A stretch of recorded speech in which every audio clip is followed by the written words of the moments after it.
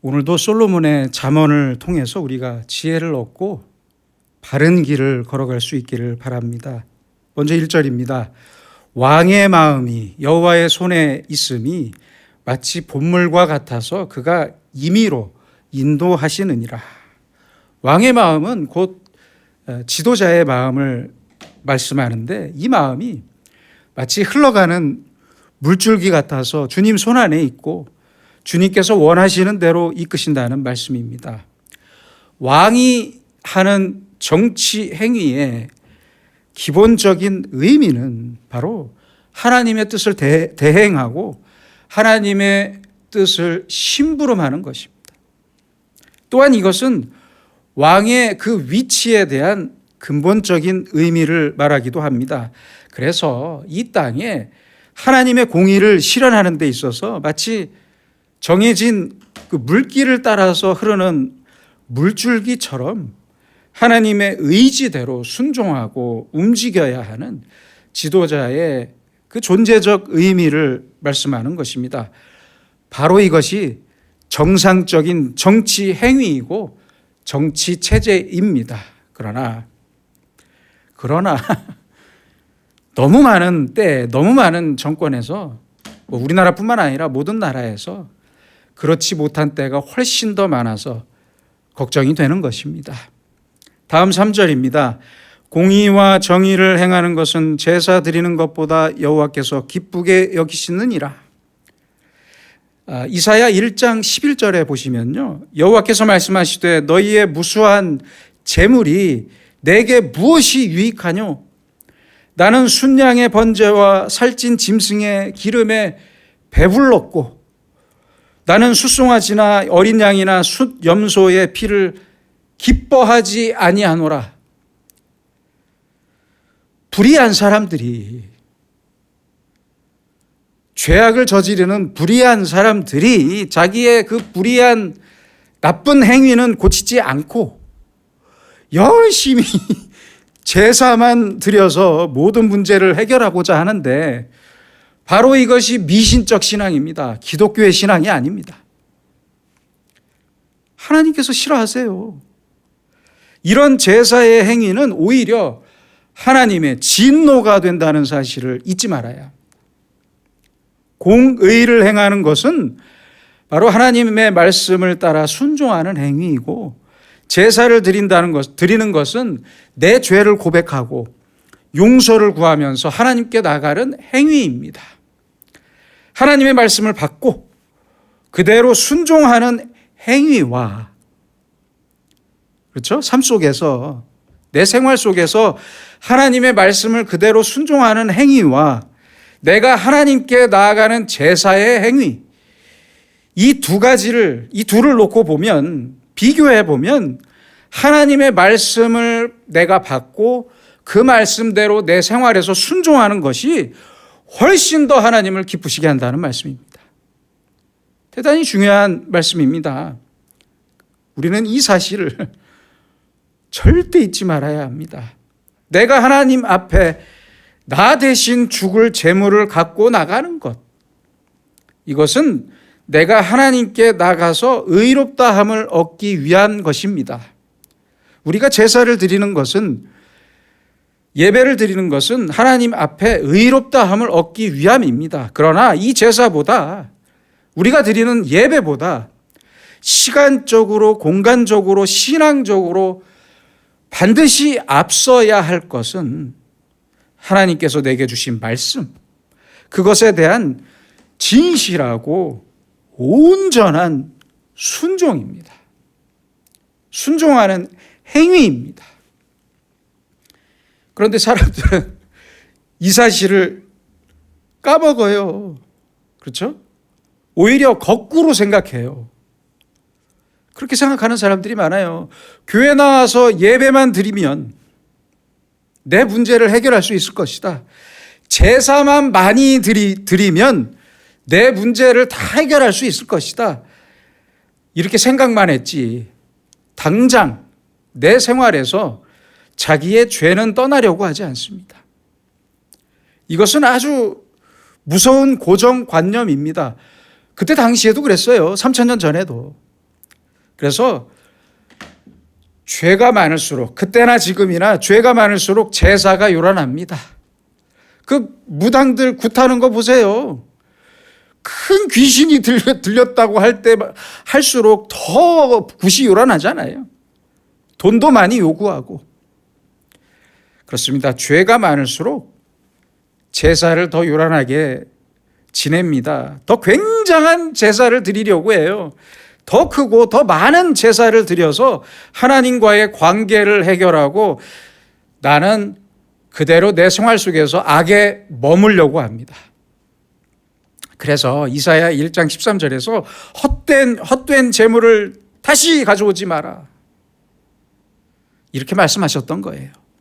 너희들이 계속 악을 행하면서 제사만 드리는 것은 나를 기쁘게 하는 것이 아니기 때문에 다시는 내 앞에 재물을 가지고 오지 마라.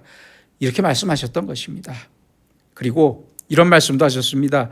성회와 아울러 악을 행하는 것을 내가 견디지 못하겠노라. 이렇게 한탄하셨습니다. 그러므로 언제든지 나에게 하나님의 말씀이 들려지는 대로 내가 순종하는 것. 이것이 가장 기본적인 것이고 그 다음에 제사를 드려야만, 예배를 드려야만 하나님을 기쁘시게 할 수 있다는 사실을 꼭 잊지 마시기 바랍니다. 5절입니다. 부지런한 자의 경영은 풍부함에 이를 것이나 라고 말씀합니다. 역시 부지런하면 풍족하게 잘 살 것이라는 말씀입니다. 미국 건국의 아버지라고 불리는 벤자민 프랭클린은 이런 말을 했습니다.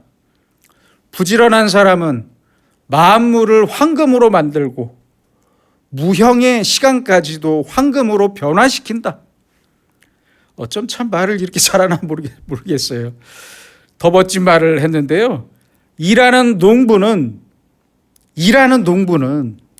앉아있는 신사보다 존귀하다. 얼마나 멋진 이야기입니까, 여러분? 농부처럼 부지런해야 합니다.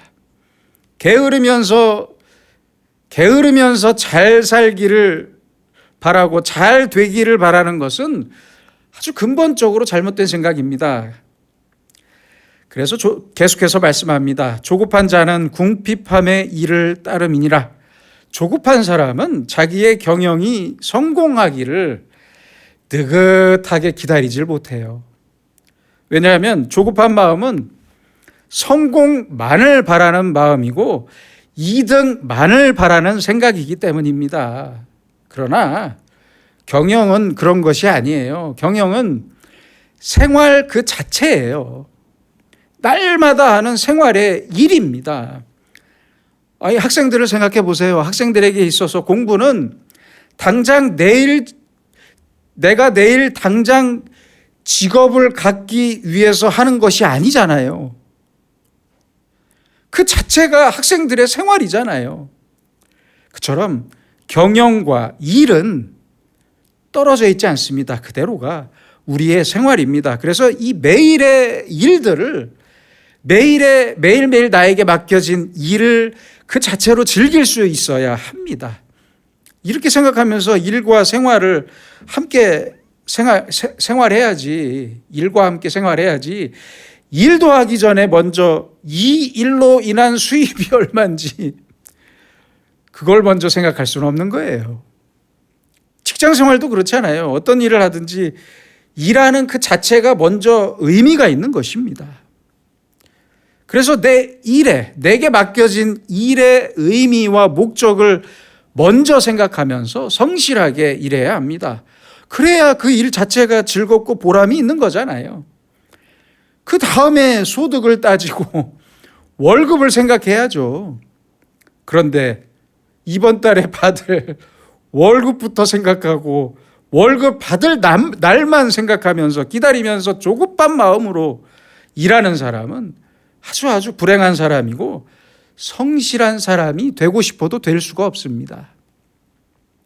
내게 맡겨진 내 일을 먼저 즐기면서 부지런히 일하고 소득은 그 다음으로 생각해야죠. 그래야 월급날 감사할 수 있잖아요. 내 소득이 감사할 수 있잖아요. 그리고 일할 수 있다는 자체를 감사하고 즐길 때 이것이 바로 우리의 복과 특권이 되는 것입니다.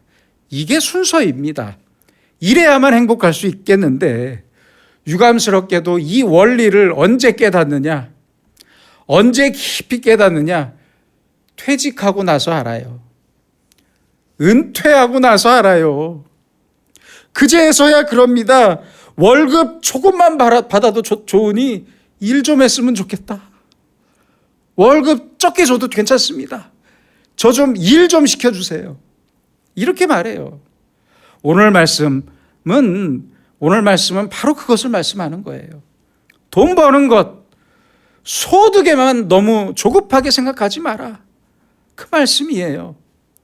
성공하는 것에만, 사람들은 성공하는 것에만 너무 조급해요. 출세만 생각하고 살아요. 이렇게 조급하면 오히려 궁핍하게 될 것이라는 말씀입니다. 조급하면 내 마음의 여유도 없어지고 창의력도 없어집니다. 창의력도. 그리고 의지도 약해져요. 이렇게 조급했을 때 더 큰 문제는 무엇이냐면 거짓을 말하게 되고요. 그 거짓에 내 생활도 완전히 붕괴되고 맙니다. 그래서 6절에 말씀합니다. 속이는 말로 재물을 모으는 것은 죽음을 구하는 것이라. 얼마나 귀한 말씀입니까? 당연히 이럴 수밖에 없죠. 왜요? 마음이 조급하니까요. 소득과 성공에 대해서 조급하다 보면 거짓말하게 되고 부정한 길을 갈 수밖에 없다는 말씀입니다. 그래서 언제나 조급하지 말고 부지런하고 성실해야 합니다. 공부도 그렇고요. 일도 그렇고 무슨 일이든지 어떤 일을 하든지 일할 수 있다는 것을 감사하면서 한 발자국 한 발자국 그렇게 내 일을 내 맡은 바 일을 성실하게 하는 것이 바로 내 인생의 기본적인 자세이고 이 사람은 궁핍하지 않고 풍부할 것이라는 말씀입니다. 다음에 재미있는 말씀이 있습니다. 9절입니다.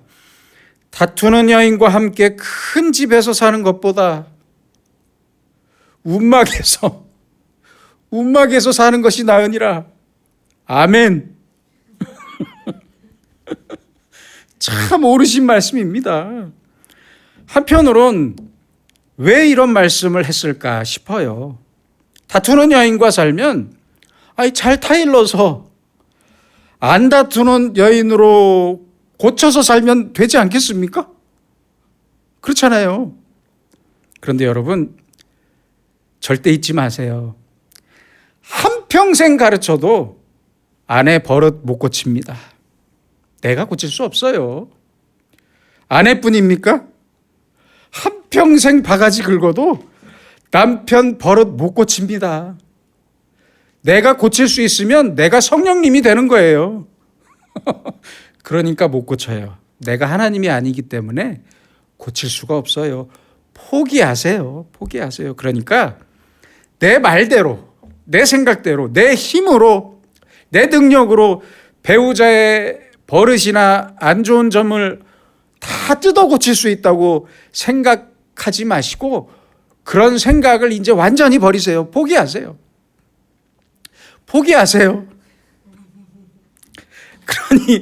그러니 여러분 다투는 여인, 다투는 남자와 산다는 게 얼마나 어려운 일입니까? 개인적인 말씀이라 죄송하지만 예전에 제가 순천 가는 비행기를 타려고 김포공항에서 기다리고 있었습니다. 비가 좀 많이 오는 날이었어요. 근데 갑자기 뒤에서 퍽 소리가 나더라고요. 놀라서 뒤를 돌아보니까 아내가 남편을 우산대로 때리면서 사람도 그렇게 많은데 큰 소리로 말하더라고요. 이 인간아, 내가 우산 고쳐놓으라고 했지? 비 새니까 좋냐? 그러더라고요. 그러면서 발에 체중을 실어서 딸의 손을 잡은 남편을 때리는데, 발로 때리는데 참 어이가 없더라고요. 주변 사람들도 다 놀란 표정으로 쳐다보더라고요. 저도 할 말을 잊었습니다. 그리고 여수 공항에 도착해서 저를 모시러 친히 달려나오신 제 아내 얼굴을 보고 제가 그랬습니다. 하나님 감사합니다. 여러분, 사람들이 왜 다툴까요? 왜 싸우는 겁니까? 자기만 옳다는 생각 때문에 그러는 거예요. 나만 옳다는 거죠. 그래서 싸우는 거예요. 여러분 생각해 보세요. 제가 잘못했습니다 하면서 때리는 사람 봤어요?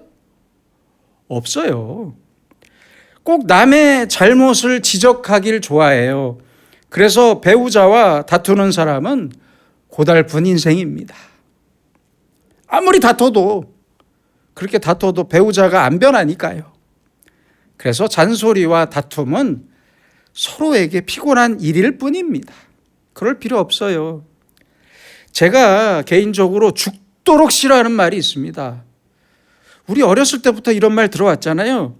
북어와 마누라는 3일에 한 번씩 패야 한다.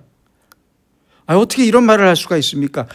아직도 저 시골 할아버지들 중에는 이런 말 하는 사람들이 있더라고요. 저는 이 말이 그렇게 싫었어요. 어렸을 때부터. 내가 따지면 되고 잔소리하면 되고 내가 때리면 되는 것입니까? 안 된다니까요. 그렇게 되는 게 아니에요. 털끝만큼의 기대도 하지 마세요. 더구나 부부 사이는 더 안 됩니다. 그러니까 이제 잔소리는 그만하세요. 잔소리는 이제 그만하시고요. 내 편에서 내가 먼저 나부터 180도 방향을 돌려야 상대방이 조금이라도 나를 향해서 방향을 돌리는 것입니다. 방향이 돌아가는 거예요. 상대의 방향이. 내가 10가지를 먼저 고쳐야 상대방이 5가지라도 고칠 수 있는 겁니다. 내가 먼저 고치는 게 맞지. 상대방을 먼저 고치겠다면서 호통을 쳐요. 말다툼하지 마세요. 문제는 잔소리나 말다툼이 문제가 아닙니다. 무슨 말을 했는지, 내가 그동안 내 배우자에게 무슨 말을 했는지 깊이 생각해 보시기 바랍니다.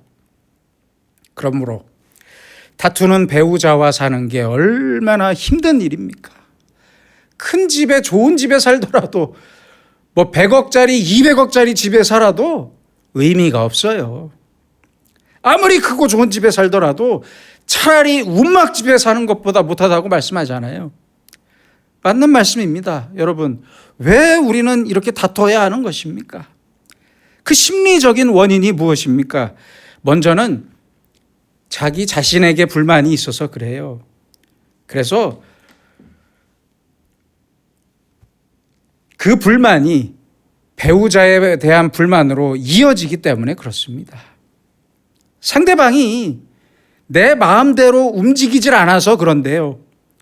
그래서 그걸 고치려고 하는데 안 됩니다. 변화의 시작은 상대방이 아니라 바로 나 자신에게 있습니다. 그리고 해결의 열쇠도 바로 나에게 있다는 사실을 꼭 잊지 마시기 바랍니다. 마지막 10절입니다. 악인의 마음은 남의 재앙을 원하나니 그 이웃도 그 앞에서 은혜를 입지 못하느니라. 악인의 마음은 남의 재앙을 원한다.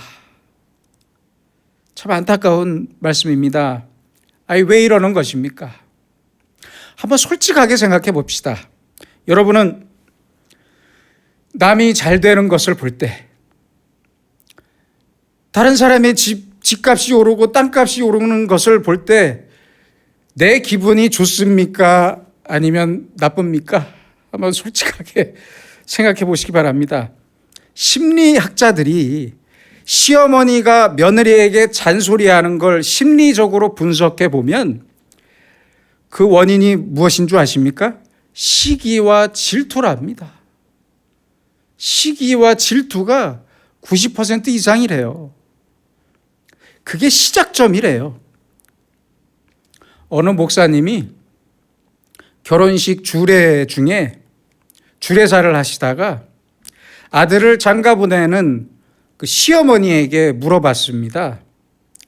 만약 아들이 결혼해서 이제 같이 살 텐데 만약 아들이 부엌에 들어가서 며느리를 위해 밥을 짓고 반찬을 만드는 것을 보면 어떤 마음이시겠습니까? 이렇게 물어봤답니다. 그랬더니 그 시어머니가 떨떠름한 표정으로 뭐 좋죠. 그러자 목사님이 그러셨답니다. 부디 그 마음으로 사세요. 그때 가서 내가 널 어떻게 키웠는데 부엌에서 왜 네가 일하고 있냐? 앞치마는 뭐냐?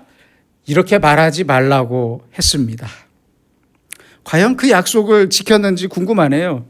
아들이 부엌에 있으면 시어머니들은 며느리가 아들을 부려먹는다고 생각하고 화가 나거든요. 슬그머니.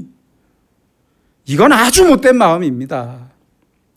아니, 사위가 부엌에 있는 건 그렇게 좋다고 하면서 아들이 부엌에 있는 건 하늘이 무너집니까? 아니잖아요. 왜 그렇게 사십니까? 왜 이러는 것입니까? 이게 바로 질투입니다. 질투. 회개해야 합니다. 어느 여자 전도사가 청년부의 청년들이 교회에서 손잡고 있는 꼴을 못 보고 잔소리를 그렇게 많이 했대요. 알고 봤더니 40대 노처녀였답니다. 그 전도사가. 자기가 못 해봤거든요. 질투하는 거예요. 저도 예전에 순천중앙교회 청년부 담당 목사로 있을 때 보면 예배 시간에 그 손을 붙잡고 연인이 함께 이제 예배를 드리는데 손을 붙잡고 아주 막 쪼물쪼물 거리는 커플들이 보였어요. 제가 보면서 속으로 이렇게 생각했습니다. 저 친구들은 하나님과 애인에게 이중으로 은혜를 받는구나. 너무 부럽다. 정말 좋겠다. 아주 흐뭇하게 제가 쳐다봤어요. 그런데요, 어떤 청년이 저한테 그러더라고요. 목사님, 저런 짓 좀 못하게 광고 좀 해주세요. 그래서 제가 그랬습니다. 부러우면 너도 빨리 여자친구 만들어서 그렇게 해라. 전 나쁜 게 아니다. 좋은 거다. 여러분, 남이 행복하고 잘 되는 거, 그거 좀 함께 기뻐해 주면 안 됩니까? 남의 행복을 내 일처럼 기뻐할 수 있어야 합니다. 그런데 다른 사람 잘 되는 걸 보면서 배부터 살살 아파오기 시작하면 정말 불행한 사람입니다. 정말. 이 마음으로는 계속 문제가 생길 수밖에 없습니다. 이런 사람은 남이 잘못된 일은 여기저기 소문을 내고 다니더라고요. 그게 그렇게 재밌대요. 남 잘 되는 건 못 봐줘요. 스스로 돌아보시기 바랍니다. 나는 지금 무슨 말을 하고 있습니까? 남이 잘 됐다는 말을 많이 하고 있습니까? 아니면 남이 잘못됐다는 말을 많이 하고 있습니까?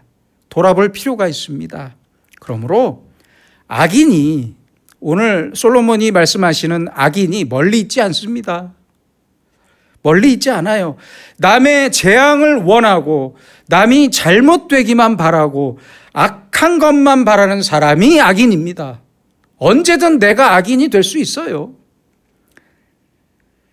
이 마음은 절대 그리스도인의 마음이 아닙니다. 그러므로 나와 상관없는 사람이라도 잘 되기를 바라고 다른 사람이 잘 될 때 내 일처럼 더불어서 기뻐하는 마음으로 살아야 합니다. 함께 기뻐해야 해요. 내가 돈 번 것은 아니지만 남이 큰 돈을 벌었다면 나도 기뻐해야 해요. 내가 성공한 게 아니더라도 남이 성공했다면 나도 기뻐해야 해요. 남이 출세했을 때 매일같이 즐거워해야 해요. 남의 자녀가 잘 됐을 때 나도 좋아해야 합니다. 내 자식이 잘 된 것처럼 기뻐해야 합니다. 이런 마음, 이런 마음의 수준이 돼야 합니다. 2007년 12월에 여러분들 기억하실지 모르겠네요. 서해안인 충남 태안에 기름 유출 사고가 발생했습니다. 그렇죠? 그때 그 배가 좌초가 돼서 태안 지역의 어민들을 돕기 위해서 전국에서 수많은 사람들이 모여 기름을 닦고 청소했습니다. 그런데 그곳에는요, 그렇게 자원봉사자들 말고 기름 유출로 땅값이 하락할 것을 미리 알고 싼 값에 땅과 펜션을 사려는 부동산 투기꾼들도 함께 모였습니다. 어마어마한 수가 모였대요. 여러분은 이 둘 중에 어느 편에 서 있다고 생각하십니까? 자원봉사자의 편에 서 있다고 생각하십니까? 아니면 투기꾼들 편에 서 있다고 생각하십니까? 타인의 아픔이 나의 아픔이 되고 있습니까? 아니면 타인의 아픔이 나의 기쁨과 희망이 되고 있습니까? 돌아보셔야 합니다. 그리스도인은 남의 아픔을 나도 아파하고 남의 기쁨을 함께 기뻐하는 사람입니다. 남의 기쁨을 내 기쁨으로 생각하며 사는 사람은 항상 2배의 기쁨으로 살 수 있습니다. 그렇잖아요. 이런 마음으로 사는 사람의 마음은 항상 깨끗하고 거룩한 마음이고 복된 자의 마음이고 하나님을 확실히 믿고 사는 사람의 마음입니다. 기도하겠습니다. 거룩하신 아버지 하나님, 우리의 마음을 주님의 뜻을 따라 흘러가는 물줄기가 되게 하셔서 주님의 말씀과 의지를 따라 순종하는 사람으로 살게 하옵소서. 그래서 내 말과 행동을 항상 깊이 반성하며 회개하지 않으면서 제사와 제물만 앞세우면서 주님께서 견디지 못하시는 어리석은 자가 되지 않게 하셔서 먼저 주님의 말씀대로 순종하고 행하면서 주님을 기쁘시게 하는 진실한 그리스도인으로 살게 하여 주시옵소서. 또한 나의 소득과 성공만 조급하게 생각하면서 부지런함과 성실을 버리고 감사의 언어를 망각하며 살지 않게 하셔서 늘 진실하게 살고 지금 내가 가진 것과 할 수 있는 일에 감사하며 살게 하옵소서. 그렇게 내 삶의 태도와 내 마음을 바꿔주셔서 배우자에 대한 불만이나 다툼을 멈추고 내가 먼저 바뀌고 내가 먼저 변해서 서로의 사랑과 겸손을 회복하게 하시고 배우자뿐만 아니라 누구에게나 그들의 아픔을 내 아픔으로 알고 쉽게 손을 내밀게 하시고 그들의 기쁨을 내 기쁨으로 여겨서 2배의 기쁨을 누리며 사는 복된 주님의 사람으로 살고 믿음의 사람으로 살아가는 우리가 되게 하여 주시옵소서. 예수님의 이름으로 기도드립니다. 아멘.